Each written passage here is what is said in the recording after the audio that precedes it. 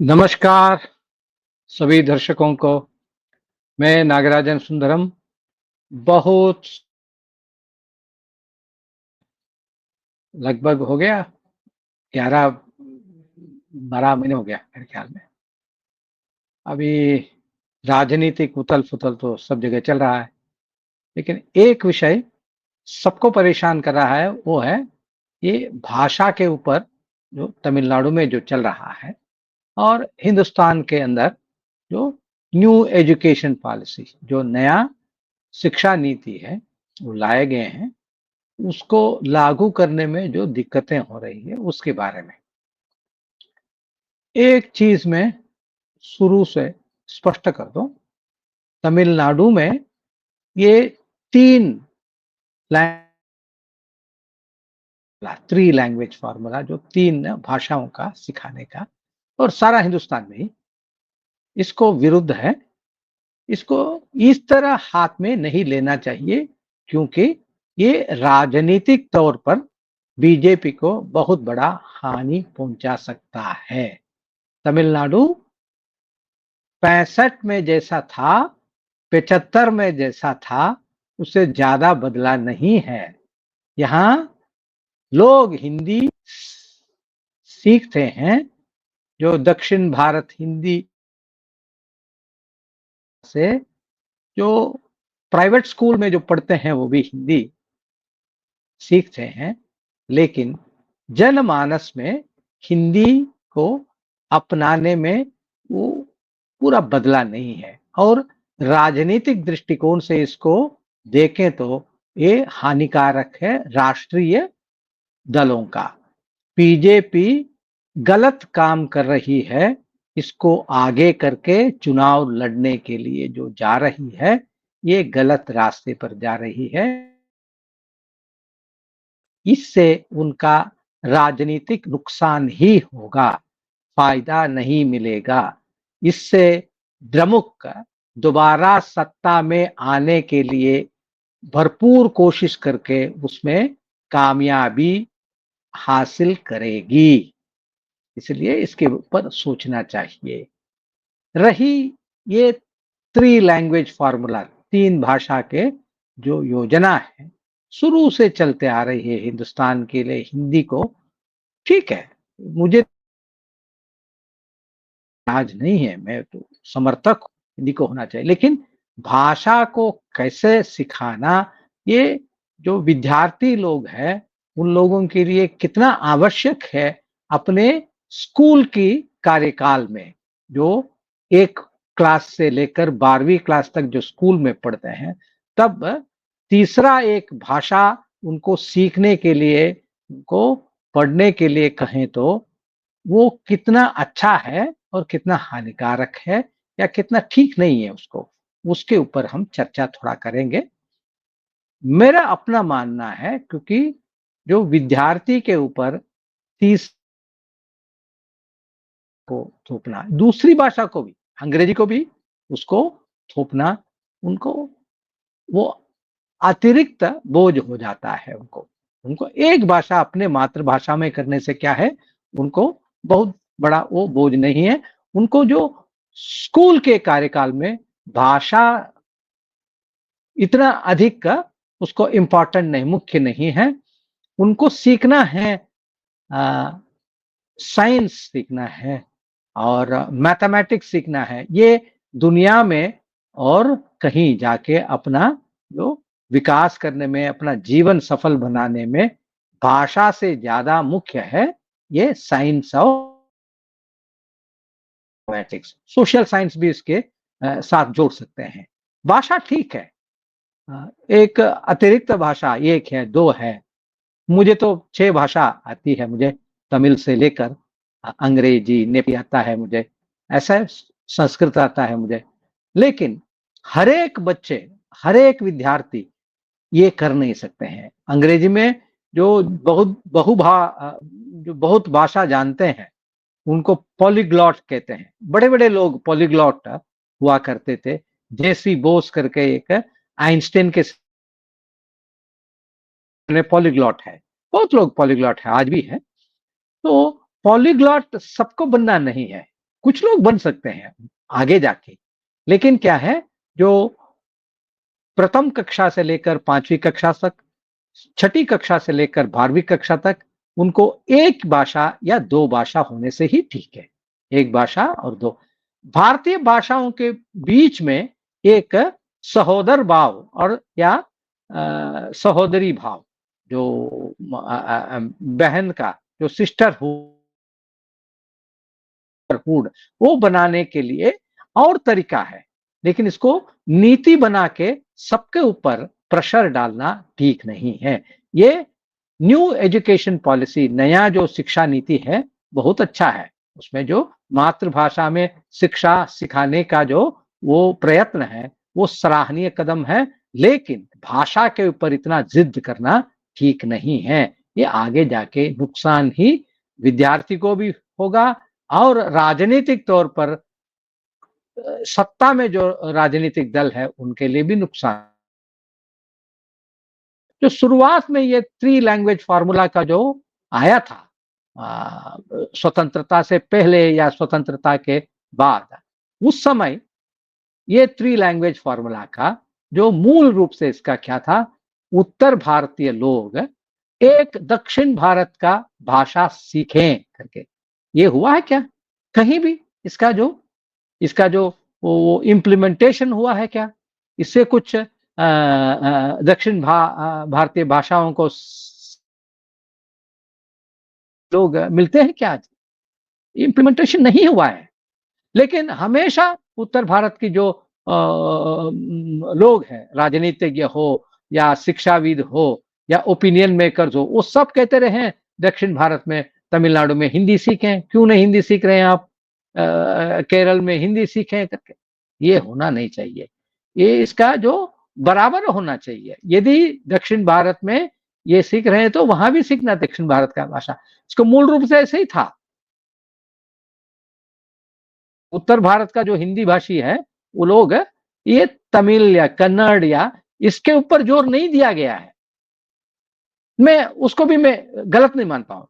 भाषा ही एक्स्ट्रा भाषा, जो अतिरिक्त भाषा, अतिरिक्त बोझ है जो विद्यार्थियों को ऊपर, वो करना ही नहीं चाहिए।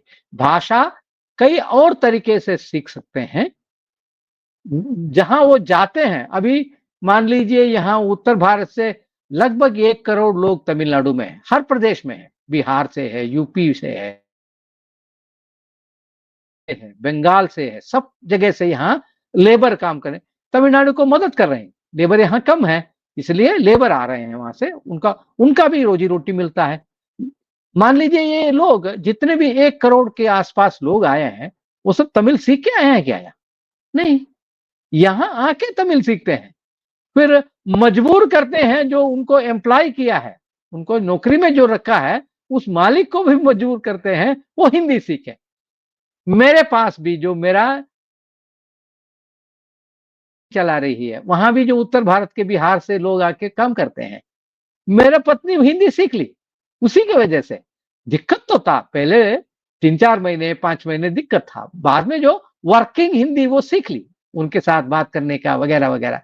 यह सब जगह चलता है, तिरुपुर में चलता है, चेन्नई में चलता है, तिरुचि में चलता है, मदुरई में, सब जगह यहाँ जो उत्तर भारत का जो लेबर फोर्स है, यहाँ बहुत आ चुके हैं। ये सब वो भी सीखेंगे, वो भी तमिल सीखेंगे। ये भाषा सीखने का तरीका है, जो बच्चा जैसा जैसा भाषा सीखता है। किसी भी जो हिंदी प्रदेश में हिंदी कैसे सीखते हैं? स्कूल में जाके थोड़ी सीखते हैं वो घर में बात करके गलत बात करेंगे वो, उसमें कोई वो पुल्लिंग स्त्रीलिंग का नहीं होगा, जो ग्रामर का वो नहीं होगा, फिर ऐसे ही सीखते हैं। ऐसे जो भाषा बोली जाती है उस जगह पर जाने से वो सीख लेंगे वो। नहीं तो आजकल जो स्मार्टफ़ोन से ऐप्स वगैरह होता है, उसी से भाषा सीख सकते हैं। जिनका भाषा के ऊपर इतना रुचि है वो सीख सकते हैं। लेकिन भाषा एक्सपर्ट बनाने का, जो ऐसे मान लीजिए साथ हम व्यवहार करना है और चाइना के साथ व्यवहार कर रहे हैं, चाइना के बारे में जानना है।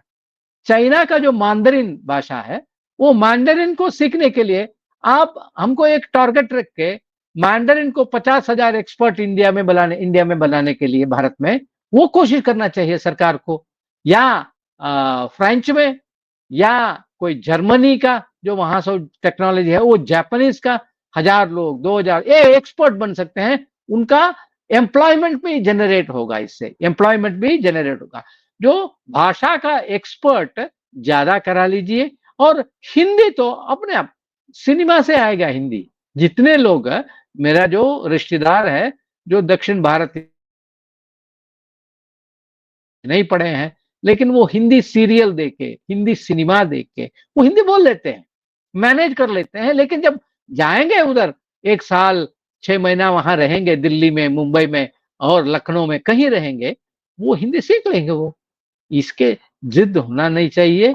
ये गलत रास्ते पर जो कदम रखा है जो केंद्र सरकार, जहां तक तमिलनाडु के साथ है, इसका जो कदम ये नुकसानदायी होगा राजनीतिक तौर पर, और इलेक्शन के जो चुनावी तौर पर इसका नुकसान उठाना पड़ेगा। इसके ऊपर बहुत विचार करना है। मैं विनती करता हूं, जो उत्तर भारत के जो मेरे मित्र हैं वो लोग इसको नहीं समझ रहे हैं, वहां दिल्ली में बैठ के कुछ बातें कर लेते हैं वो लोग। ये बिल्कुल नहीं है। यहाँ डीएमके को मजबूत करने में लगे हैं। ये इसको उठा के, ये इश्यू को उठाना नहीं चाहिए। बीजेपी ऐसे 4-5 विषयों में गलत किया है। जो सीएए लाया था उसको लागू नहीं कर पाए। सीएए के वजह से जो शाहीन बाग में जो आंदोलन शुरू हुआ, नवर उनको कैसे हुआ, उसको खत्म करने के लिए ऐसे ही जाके इलेक्शन के पहले वो खत्म हुआ, इलेक्शन आने वाला था तब खत्म हुआ। उसको उसको कोई इसको किसी समस्या को समाधान निकालने में असमर्थ है। किसी ऐसा समस्या को जो बीजेपी सरकार ने, ऐसे ही जो किसान आंदोलन को भी हुआ, वो लोग आके बैठ गए वहां हरियाणा के अंदर ही। तो इस बार तो उसको सही ढंग से संभाला है। तो पिछली बार ऐसे नहीं करना चाहिए, क्योंकि है दक्षिण भारत में, खासकर वो तमिलनाडु में तो बड़ा नुकसान लेने वाले हैं वो बीजेपी तो एकदम। क्योंकि इसको आगे करेंगे, इसी को रख के चुनाव लड़ेंगे तो चुनाव में फायदा होगा डीएमके को। डीएमके कभी बैक टू बैक इलेक्शन जीता नहीं है। 67 और 71, 67 अन्नादुरै के नेतृत्व में जीता था, 71 करुणानिधि के। एक ही जो नेता के नेतृत्व में 2 बार द्रमुक ने कभी चुनाव नहीं जीता है, बैक टू बैक है, लगातार 2 बार नहीं जीता है। होने वाला है बीजेपी के ये गलत कदम की वजह से। इस गलत कदम को बीजेपी छोड़ना चाहिए, इसको छोड़ना चाहिए। भाषा उत्तर भारतीय हो, दक्षिण भारतीय हो, उन लोगों को भाषा क्या है, एक अतिरिक्त बोझ है। उन लोगों को, किसी को भी, ये मेरा अपना मानना है, अतिरिक्त बोझ है। उन लोगों को साइंस होना चाहिए, मैथमेटिक्स होना चाहिए, और सामाजिक विज्ञान होना चाहिए, वो सब कीजिए।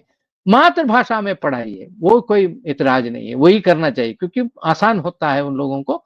अंग्रेजी दुनिया के साथ हार करने के लिए अंग्रेजी अंग्रेजी बाद सीखें, वो कोई दिक्कत नहीं। भाषा के रूप में अंग्रेजी कीजिए। ये हिंदी या और भाषा वो बाद में सीखने के लिए कीजिए, उनको प्रोत्साहित कीजिए। उनको अभी इसको थोपिए मत। ये तीसरी भाषा कोई जरूरी ही नहीं है, ये हुआ ही नहीं है। उत्तर भारत में पिछले 50 साल में किस प्रदेश में किस दक्षिण भारतीय भाषा सिखाई गई है क्या? हमारे पास आंकड़े हैं क्या? कभी हुआ नहीं है। क्योंकि जो उत्तर भारत विद्यार्थी है, उन लोगों के ऊपर अतिरिक्त बोझ होगा, यहाँ का भी विद्यार्थी के ऊपर अतिरिक्त बोझ होगा, वो भी नहीं सीखेंगे, उसको विरोध करेंगे। यदि आप टीचर्स नहीं है, ये सब एक्सक्यूजेस हैं। यदि टीचर्स देंगे आपको 1000 तमिल टीचर देंगे, यूपी में उसको इंप्लीमेंट कर सकते हैं क्या? नहीं कर सकते हैं, क्योंकि इसका विरोध होगा वहां, क्योंकि अतिरिक्त बोझ है ये विद्यार्थियों को ऊपर भाषा की नाम से अतिरिक्त बोझ डालना नहीं चाहिए। ये मेरा अपना विचार है।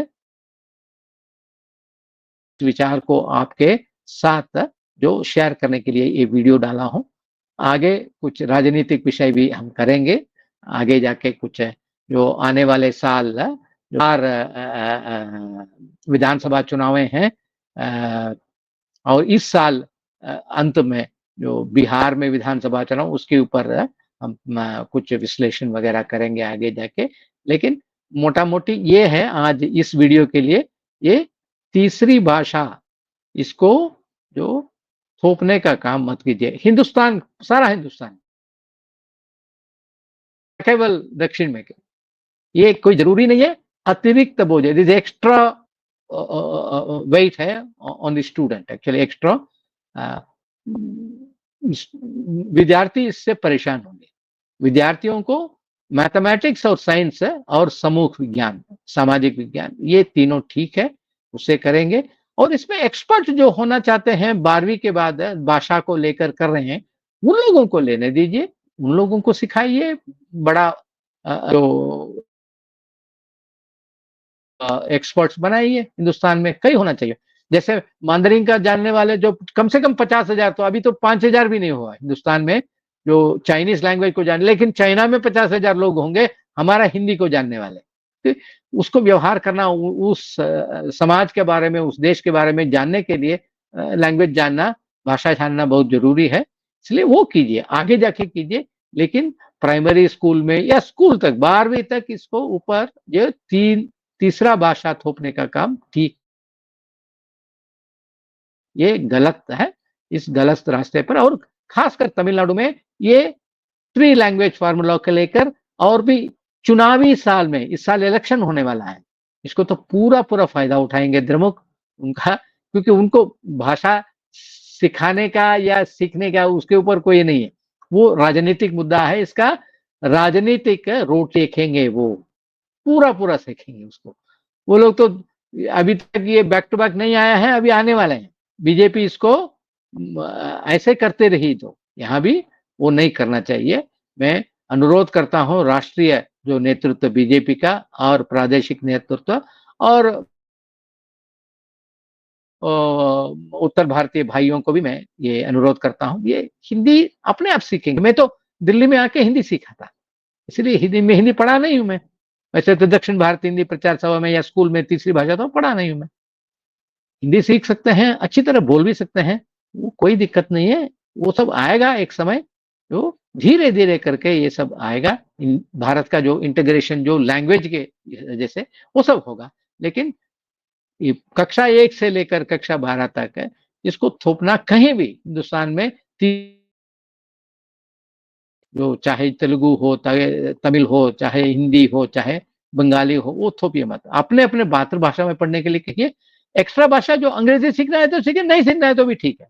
क्योंकि अंग्रेज़ी का जो व्यापक वो दुनिया भर की है और अंग्रेज़ी एक लैंग्वेज ऑफ इंटेलिजेंसिया जो बुद्धिजीवियों का, जो दिमागी वालों का लैंग्वेज बन गया है। आप चाहें ना चाहें, वो बन गया है इसलिए और कई चीज़ें उसमें हैं और मातृभाषा में सब कुछ लाने के लिए कोशिश करना है। ये बात ये वीडियो मैं यहीं खत्म करता हूँ। नमस्कार।